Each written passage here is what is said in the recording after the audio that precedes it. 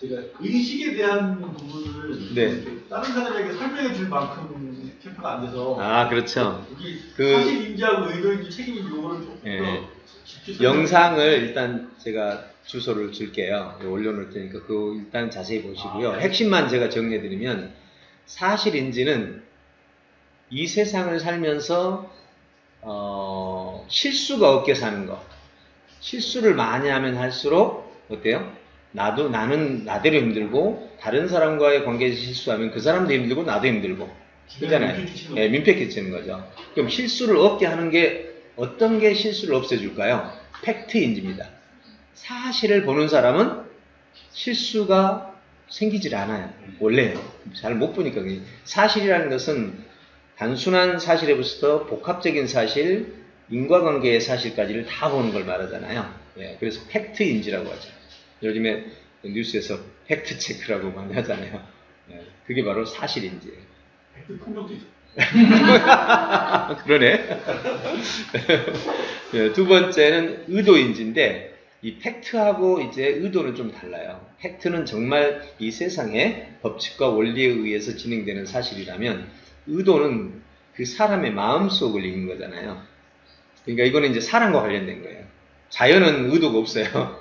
자연은 그냥 있는 그대로의 인과관계만 있는 거고 사람에게는 이 말하고 속이 달라. 밥 먹었어요? 그러면 네 먹었어요. 안 먹어놓고도 미안하니까 먹었다고 그러고 이런 거는 정말 어떻게 읽어내야 된단 말이에요. 그래서 말로 읽어낼 수가 없는 거죠. 그래서 이제 의도인지라고 하는 것은 모든 정황을 종합해서 그 사람의 말보다 정황 속에서 그 사람의 의도를 읽어내는 것. 그것을 의도인지라고 합니다. 그 다음에 이제 책임인지는 내가 어떤 문제가 발생했을 때, 그 오류가 발생했을 때, 그 오류에 대한 책임을 보통은 회피하려고 하거든요. 보통 변명을 먼저 하잖아요. 근데 어떤 사건이 발생했으면 요즘에 교통사고 처리할 때도 뭘로 처리해요? 너 잘못 이렇게 안 하죠. 보험은 이제 보험도 결과적으로 이제 손해를 자기가 부담해야 되는 건데 비율로 하죠. 요즘 다 비율입니다. 정확하게 사건이 상대방의 오류가 아닌 이상은 거의 비율제예요. 그러면 무슨 오류가 발생했을 때나 갈등이 발생했을 때 분명히 내가 개입되어 있으면 내가 존재가 있는 이상 거기는 비율이 존재하는 거죠. 심지어는 내가 사건 현장에 보고만 있었어도 그죠? 거기 공범이잖아요. 보고 있는 것도 그런 것처럼 내 책임이 몇 퍼센트인지를 찾아내는 거. 변명하려고 딱 하지 말고 무조건 여기는 내가 몇 퍼센트냐. 내가 개입되어 있으면 퍼센테이지가 존재하는 거예요. 나에 대한 또 불평이 있다. 있는 거죠. 어떤 경우든 나의 잘못이 있을 수 있어요. 기본 20%. 기본 20%. 좋습니다.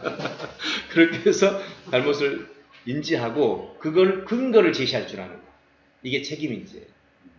그래서 나의 책임이 몇 퍼센트냐, 왜 몇 퍼센트냐까지 제시하고 상대방과 협의를 하는 거. 근데 상대방이 굳이 막 그거를 고집피우고 자기 변명을 하려고 한다. 그럴 땐 과감하게 그래 내가 책임질게 이렇게 말할 수 있는 도량의 태도까지 가면 가장 멋진 거죠. 왜냐면 이 세상에는 공짜는 없거든요.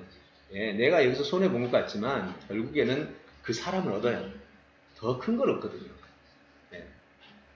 사실 책임 비율 따지고 있는 것은 쪼잔해 보이고 야 그래 내가 해줄게 이러면 사람을 얻는 거죠. 당장 돈 크게 그렇게 해서 진짜 책임을 인지하는 선을 넘어서 책임을 끌어안는 이게 이제 성숙한 모습. 그 결과로 얻는 것은 더 큰 거다.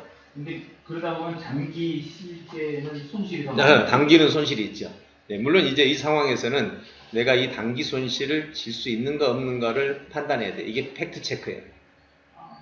그럼 팩트 체크에서 손실을 질 수 없는 상황에 만약에 통 크게 저질렀다. 이거는 또 민폐야. 그러니까 모든 걸 다 아울러서 팩트, 의도, 책임을 정교하게 구성할 줄 아는 거. 이게 바로 의식이에요. 이런 의식을 갖게 되면 뭐가 있느냐? 스트레스를 덜 받아요. 그러니까 의식인지라는 것은 스트레스에 관한 문제죠. 사람이 아무리 좋은 환경에서도 스트레스를 받으면 분명히 우리에게 상처가 있습니다. 근데 스트레스를 덜 받는 방법이 바로 이 세 가지를 체크하고 수용하거나 책임을 질 때 스트레스를 밀어낼 수 있죠. 심지어는 책임인지에서 그게 너무 과잉돼가지고 자신을 자책하거나 뭐 이런 사람들도 있잖아요. 예, 그러니까 그게 아까 팩트 체크에서 걸린 사람이죠.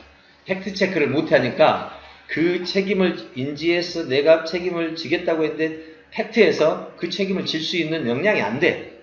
재정이라든지 아니면 마음의 회복력이라든지 이런 게 안 된데 책임을 지겠다고 한 거는 이 사람은 팩트 체크가 안 되는, 팩트 인지가 안 되는 사람이에요. 그래서 1번이 팩트 체크예요. 예, 그럼요. 제대로 인지해야 돼. 그러니까 이렇게 생각할 수 있죠. 이거 내가 괜찮아 했는데 그때는 내가 보니까 괜찮았어. 근데 와서 보니까 1단계, 2단계, 3단계 건너가니까 내가 책임질 수 없는 게 나온 거지. 이거는 팩트가 인과관계에서 걸린 거죠. 결국 이 세 가지 인지를 제대로 하게 되면 정말 스트레스 없는 삶이 됩니다. 그리고 책임인지의 마지막은 뭔지 아세요? 기회인지입니다. 기회. 그러니까 상대방의 잘못을 내가 끌어안게 됐을 때 또는 어떤 오류의 문제를 내가 끌어안게 됐을 때 내게 다가오는 선물이 하나 있어요. 제가 가장 많이 얻는 혜택 중에 하나인데요. 이거 내가 잘못했네? 이것이 실수냐 역량이냐 이렇게 파고 들어가는 거죠. 실수냐 역량이냐. 그럼 실수는 지혜롭지 못한 거고 역량은 내가 부족한 거죠. 네, 이 두 가지를 잘 분석해야 돼요. 보세요. 여러분 친구가 뭘 물어보는데 내가 몰라요. 그거를 아예 몰라. 그러면 어리석다, 무지하다. 시작. 무지하다죠. 근데 내가 10층을 엘리베이터가 고장나서 10층을 걸어 내려왔는데 차 타려니까 키를 안 가져왔어. 이럴 때는 어리석다, 무지하다. 어리석다라는 거. 아는 것을 그 상황에서 적절하게 구현해내지 못하면 어리석은 거예요. 이걸 보면 지혜롭지 못하다고 합니다. 그 다음에 내가 어떤 거를 몰라서 어려움을 겪었다. 이거는 무지한 거죠. 그러니까 무지한 거는 사실 역량에 속하는 거예요. 무지한 거는. 어리석은 거는 어디에 속할까요? 진지하지 못한 거예요. 진지하지 못한 거라고. 그러니까 좀 더 생각하면 알 수 있었어요. 예. 그럼 우리가 흔히 덤벙된다. 예. 흔히 내가 그 상황을 한 단계만 더 생각하면 충분히 생각할 수 있는 거를 생각의 깊이를 조절하지 못할 때 아는 것에서 실수한다. 역량은 있으면서도 실패를 하는 일이 자주 발생하는 거죠. 그래서 이제 이거를 우리가 바라볼 때 한 사람이 팩트와 의도와 책임을 인지하고 책임에서 나는 이제 역량이 부족한 거는 그러니까 내가 아까 얘기하고 싶었던 거는 역량이 부족한 것이 있을 때 대부분 사람은 회피하고 싶어 해요. 뭐라고 회피하고 싶었냐면 내 역량이 부족한 것이 아니라 저 사람 때문에 그런 거다. 그럼 저는 이렇게 말합니다. 저 사람 때문에 그럴 거였으면 저 사람이 그럴 거를 미리 알아보지 그랬니?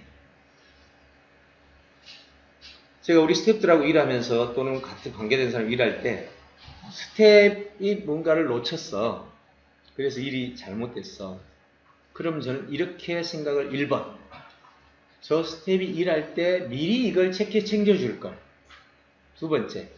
저 스텝이 일할 때 이걸 내가 미리 챙겨주지 못한 것이 내가 챙길 수 없는 역량의 문제였구나. 그럼 역량의 문제라면 내가 빨리 이 부분을 고쳐서 나를 보완해버리면 되죠. 이렇게 보완을 해나가면요. 내게 발생하는 모든 문제는 내 역량으로 업그레이드해요. 전 정말 여기 어마어마한 도움을 받았어요. 문제가 발생했어요. 그러면 그 문제에 대해서 이건 내 역량의 문제다. 그럼 빨리 이걸 키워야지. 그럼 어떻게 하면 키울 수 있지? 정보를 찾고 기술을 찾고 도구를 찾고 인맥을 쌓고 해서 빨리 키우는 거죠. 예, 원망하는 것은 너무나 아까운 거예요. 시간이. 이렇게 해서 채우고 두 번째, 상대방이 실수를 했는데 내가 그걸 짚어줄 수 있었어. 그거는 아까 어디에 속해요? 진지하지 못한 어리석임에 속하는 거예요. 그럼 다음에는 이런 부분에 대해서 미리 짚어줘야 되겠구나. 그래서 제가 자주 하는 게 뭔지 나하고 일해보신 분은 알겠지만 뭘 시켰을 때는 항상 지침이 촉촉촉 지침을 줘요. 왜? 많이 실수해봐가지고. 예. 그래서 이 사람은 지침을 안 줘도 될 사람이야 하면은 그냥 지침을 안 줘요. 근데 거기에 지침을 안 줘서 생긴 실수는 내가 책임을 지는 거죠. 그리고 지침을 줬는데 내 지침이 틀려. 이건 당연히 내 책임이고. 그렇죠? 그래서 대부분 내가 판단할 때 이렇게 합니다. 이 사람은 지침이 필요한가? 이 사람은 지침 없이도 가능한가? 요걸 제일 먼저 판단해요. 그 다음에 두 번째는 이 사람을 먼저 실행해보고 지침을 줄 것인가? 아니면 처음부터 지침을 줄 것인가? 요걸 먼저 생각하죠. 그래서 항상 이렇게 생각해요. 내가 이 일을 진행할 때 결과물이 안 나온다. 안 나올 것 같다. 그러면 이 과정에서 생길 수 있는 가능성을 생각하는 거죠. 우리 지금 동석이 지금 내 얘기하니까 뭔 말인지 알아듣겠지? 예. 동석이한테 어제도 뭘 주면서 지침을 줬어. 지침을 줬는데 내가 지침을 잘못 줬어. 내가 데이터를 주면서 이 데이터를 근거로 해라 했는데 동석이는 이 데이터만을 가지고 한 거야. 내가 하나만 덧붙여줬으면 되는데. 그리고 어젯밤에 해서 보냈는데 딱 보니까 이것만 가지고 돼 있어. 그래서 다시 한번 지침을 더 주고 플러스 알파를 해라 라고 이제 아침에 새벽에 보냈죠. 내가 항상 하면 기사 쓸 때도 지침 주지. 동석이는 아직은 지침이 필요한 단계니까. 근데 어떤 거는 지침 없이도 할 때 있지. 그럼 내가 판단을 하는 거예요. 이건 지침 없이도 갈 수 있겠구나. 이건 지침이 있어야 되겠구나. 또 어떤 때는 강의 준비를 시켜놓고는 아무것도 없이 시켜. 이유가 있죠. 훈련시키려고. 그럴 때는 지침 없이 하게 하고 자신이 해온 걸 가지고 오류를 보고 지침을 다시 주죠. 이건 이제 코칭이라고 해요. 이 모든 과정이 다 이러한 지침이란 결과를 생각하면서 이 결과를 그 사람의 관계와 맞물려 가지고 돌리는 거죠. 그러니까 지금은 제가 화를 별로 잘 안 내요. 왜? 내가 잘못했는데 화를 내는 건 지금 남의 잘못일 때 화를 내는 거 아니에요. 그렇죠? 이런 것들이 이제 바로 지금 이런 인지적인 기능이 이제 훈련이 된 거죠, 저는. 안 그러면 화내느라고 힘들어요, 그거. 화내는 거 힘든 겁니다, 이거. 근데 화가 별로 안 나시는 거죠? 참는 게 아니라. 그렇죠. 화가 나면 그거 힘들죠, 나도. 내가 잘못했다고 생각되는데 화를 낼 수가 없어요. 그렇잖아요. 그러니까 아예 이제 다음에는 화낼 만한 상황을 안 만들기 위해서 지침을 실패하지 않을 만큼 주는 거죠. 근데 내가 지침을 만들려고 하는데 지침이 내가 너무 시간이 걸려. 그럼 일을 포기하거나 사람을 바꾸거나 사람을 바꿔서 그 사람 내 지침 없이도 할 수 있는 사람으로 바꾸거나 아니면 내가 도저히 지침을 줄 만한 시간이 안 될 상황이라면 그 일을 제껴놓거나. 그러니까 모든 게 다 뭐예요? 계획적이에요.